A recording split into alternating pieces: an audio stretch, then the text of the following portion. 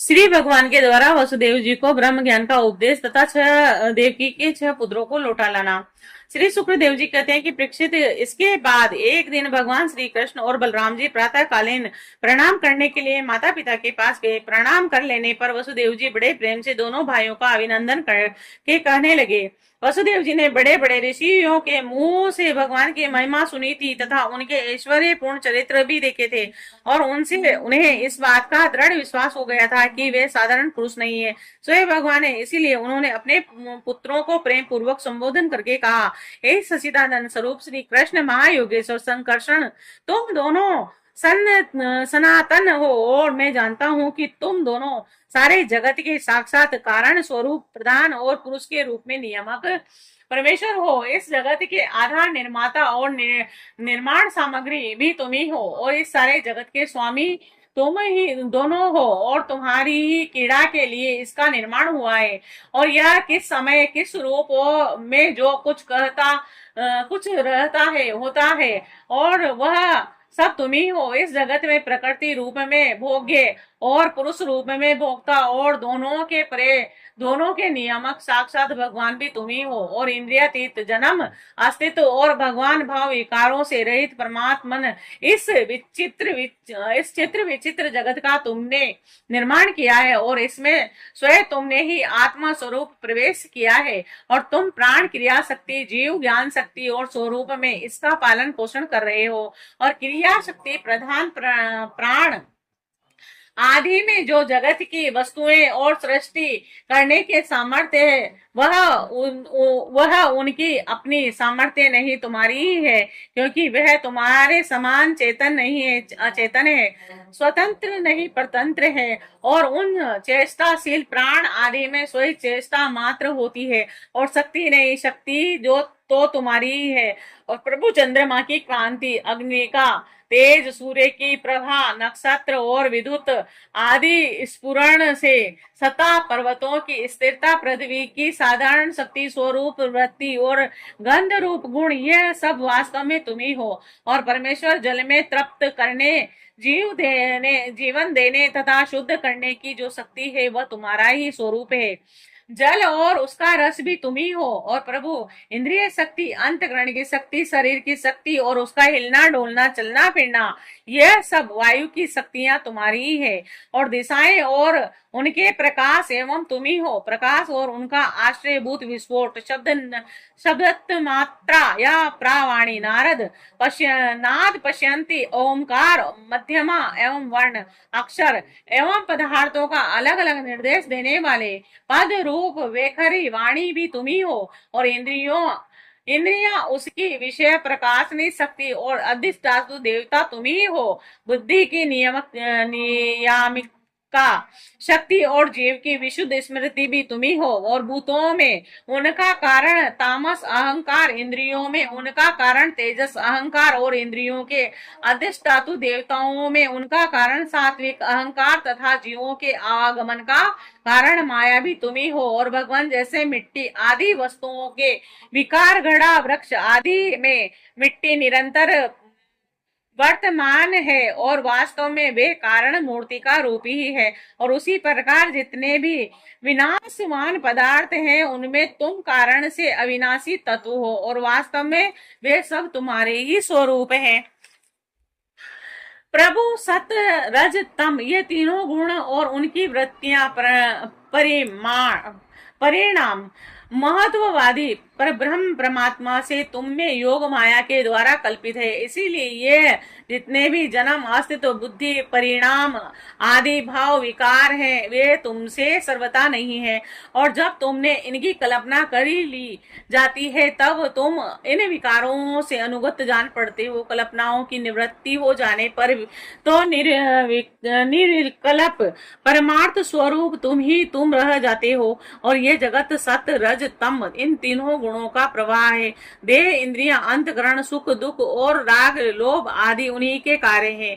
और इनमें जो अज्ञानी तुम्हारा सर्व आत्मा सूक्ष्म स्वरूप नहीं जानते, वे अपने देह अभिमान स्वरूप अज्ञान के कारण ही कर्मों के फंदे में फंसकर बार बार जन्म मृत्यु के चक्कर से भटकते रहते हैं। परमेश्वर तुम्हें मुझे शुभ प्रारब्ध के अनुसार इंद्रिय आदि के सामर्थ्य से युक्त अत्यंत दुर्लभ मनुष्य शरीर प्राप्त हुआ है, किंतु तुम्हारी माया के वश होकर मैं अपने सच्चे स्वार्थ परमार्थ से ही असावधान हो गया और मेरी सारी आयु यूं ही बीत गई। प्रभु, यह शरीर मैं हूँ और इस शरीर के संबंधी मेरे अपने इस अहंता एवं ममता स्वरूप स्नेह की फांसी से तुमने इस सारे जगत को बांध रखा है। मैं जानता हूँ कि तुम दोनों मेरे पुत्र नहीं हो, संपूर्ण प्रकृति और जीवों के स्वामी हो। पृथ्वी के बाहरभूत राजाओं के नाश के लिए तुमने अवतार ग्रहण किया है।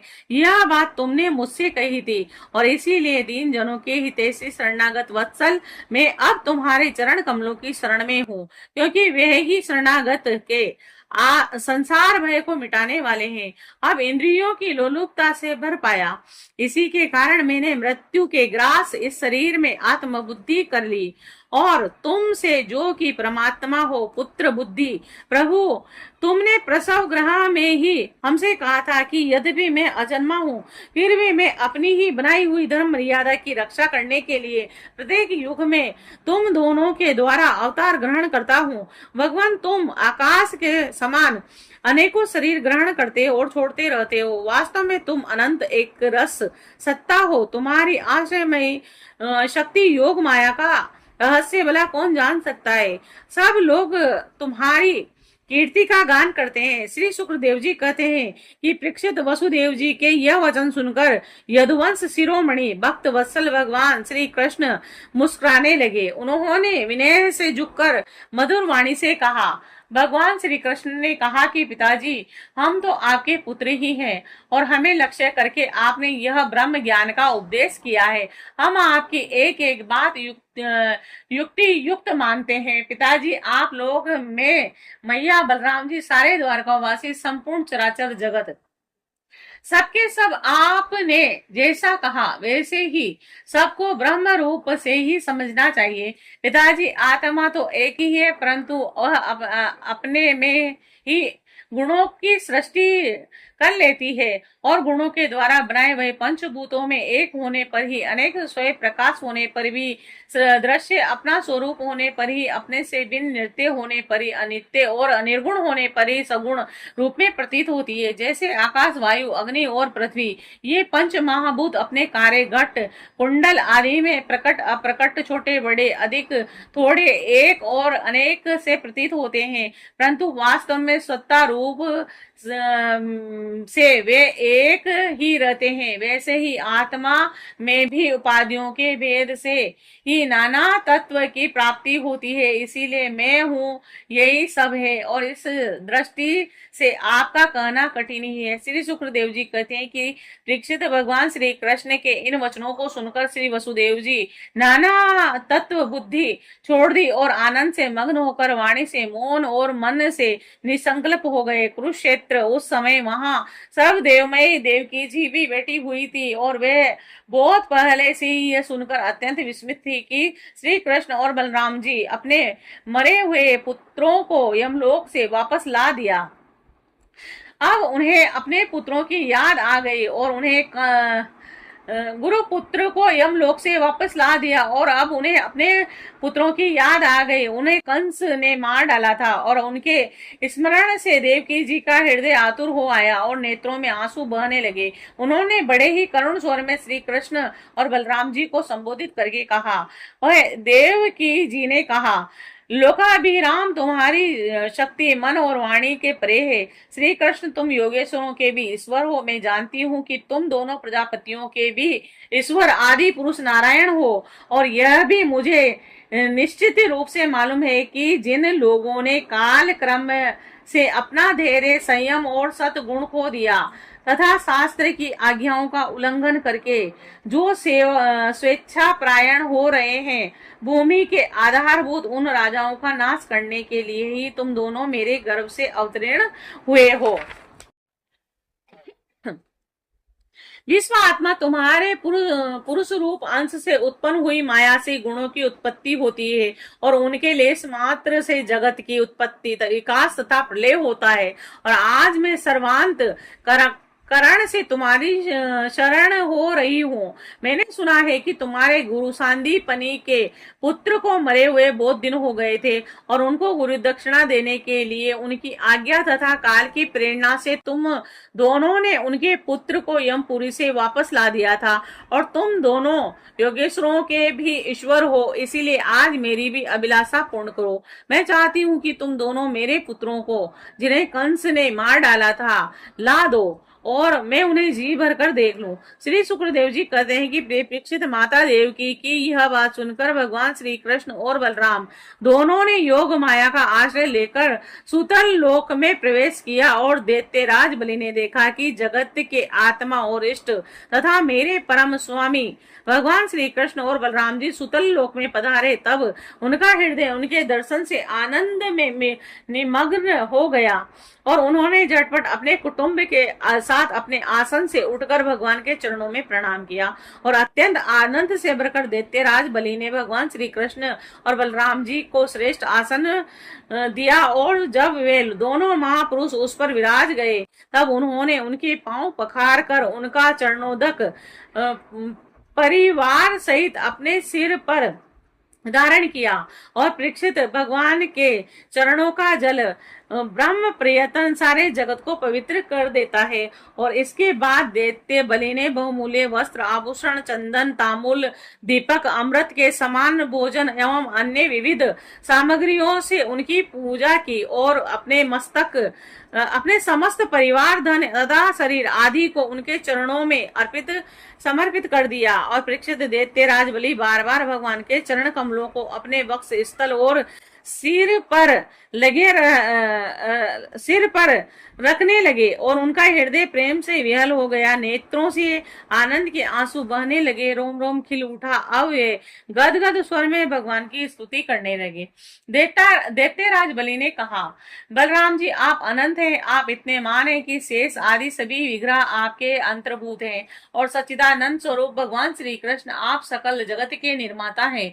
ज्ञान और भक्ति योग दोनों के प्रवर्तक आप ही हैं। आप स्वयं पर ब्रह्म परमात्मा हैं। हम आप दोनों को बार बार नमस्कार करते हैं। भगवान, आप दोनों का दर्शन प्राणियों के लिए अत्यंत दुर्लभ है, फिर भी आपकी कृपा से वह सुलभ हो जाता है, क्योंकि आज आपने कृपा करके हम रजोगुणी और तमोगुणी स्वभाव वाले दैत्यों को भी दर्शन दिया है। प्रभु, हम और हमारे ही समान दूसरे दैत्य, दानव, गंधर्व, सिद्ध, विद्याधर, चारण, यक्ष, राक्षस, पिशाच, भूत और परथ नायक आदि आपका प्रेम से भजन करना तो दूर रहा, आपसे सर्वदा दृढ़ भेदभाव रखते हैं, परंतु उनका श्री विग्रह साक्षात वेदमय और विशुद्ध सत्व स्वरूप है। इसीलिए हम लोगों से बहुतों ने दृढ़ भेदभाव से, कुछ न कहने भक्ति से और कुछ ने कामना से आपका स्मरण करके उस पद को प्राप्त किया है, और जिसे आपके समीप रहने वाले सत्य प्रधान देवता आदि भी नहीं प्राप्त कर सकते। योगेश्वर अधीश्वर बड़े बड़े योगेश्वर भी प्राय यह बात नहीं जानते थे कि आपकी योग माया यह और ऐसी है, फिर भी हमारी तो बात ही क्या। इसीलिए स्वामी, मुझ पर ऐसी कृपा कीजिए कि मेरी चित्त वृत्ति आपके उन चरण कमलों में लग जाए, जिसे किसी की अपेक्षा न रखने वाले परमहंस लोग ढूंढा करते हैं, और उनका आश्रय लेकर मैं उनसे भिन्न इस घर गृहस्थी के अंधेरे कुएं से निकल जाऊं। और प्रभु, इस प्रकार आपके उन चरण कमलों की, जो सारे जगत के एकमात्र आश्रय हैं, शरण लेकर शांत हो जाऊं और अकेला ही विचरण करूं। यदि कभी किसी का संग करना ही पड़े तो सबके परम हितैषी संतों का हो।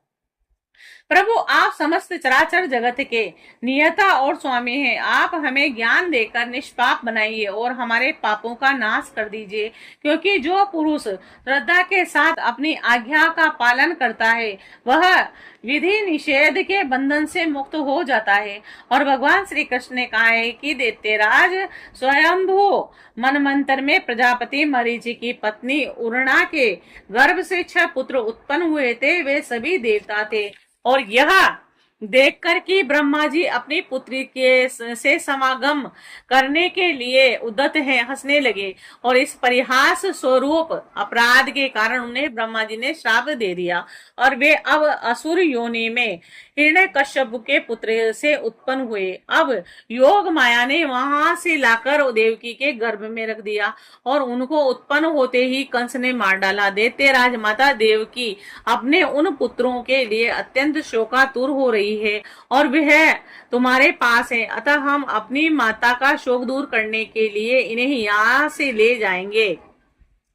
इसके बाद शाप से मुक्त हो जाएंगे और आनंद पूर्वक अपने लोक में चले जाएंगे। और इनके 6 नाम है समर, उद्गीत और परिशंक और पतंग, शुद्रभूत और घृणी। और इन्हें मेरी कृपा से पुनः सदगति प्राप्त होगी। और परीक्षित इतना कहकर भगवान श्री कृष्ण चुप हो गए और दैत्यराज बलि ने उनकी पूजा की। और इसके बाद श्री कृष्ण और बलराम जी बालकों को लेकर फिर द्वारिका लौट आए तथा माता देवकी को उनके पुत्र सौंप दिए। और उन बालकों को देखकर देवी देवकी के हृदय में वात्सल्य स्नेह की बाढ़ आ गई और उनके स्तनों से दूध बहने लगा और वे बार बार उन्हें गोद में लेकर छाती से लगाती और उनका सिर सूंघती। पुत्रों के स्पर्श से आनंद से सराबोर एवं आनंदित देवकी ने उनको स्तनपान कराया और वे भगवान विष्णु की उस माया से मोहित हो रही थी जिससे यह सृष्टि चक्र चलता है। और परीक्षित देवकी जी के स्तनों का दूध साक्षात अमृत था और क्यों न हो भगवान श्री कृष्ण जो उसे पी चुके थे और उन बालकों ने वही अमृत दूध पिया और उस दूध के पीने से भगवान श्री कृष्ण के अंगों का स्पर्श होने से उन्हें आत्म साक्षात्कार हो गया। और इसके बाद उन लोगों ने भगवान श्री कृष्ण और माता देवकी, पिता वसुदेव और बलराम जी को नमस्कार किया और तदंतर सबके सामने ही वे देवलोक में चले गए। परीक्षित देवी देवकी यह कहकर अत्यंत विस्मित हो गई कि मरे हुए बालक लौट आए और फिर चले भी गए। उन्होंने ऐसा निश्चय किया कि यह श्री कृष्ण की कोई लीला कौशल है और परीक्षित भगवान श्री कृष्ण स्वयं परमात्मा है और उनकी शक्ति अनंत है। उनके ऐसे अद्भुत चरित्र इतने हैं कि किसी प्रकार उनका पार नहीं पाया जा सकता। सूत जी कहते हैं, सोनक आदि ऋषियों भगवान श्री कृष्ण की कीर्ति अमर है, अमृतमयी है। उनका चरित्र जगत के समस्त पाप तापों को मिटाने वाला तथा भक्त जनों के करण कुहरों में आनंद सुधा प्रवाहित करने वाला है। और इसका वर्णन स्वयं व्यास नंदन भगवान श्री शुक्रदेव जी ने किया है। और जो इसका श्रवण करता है अथवा दूसरों को सुनाता है उनकी संपूर्ण चित्तवृत्ति भगवान में लग जाती है और वह उन्हीं के परम कल्याण धाम को प्राप्त होता है।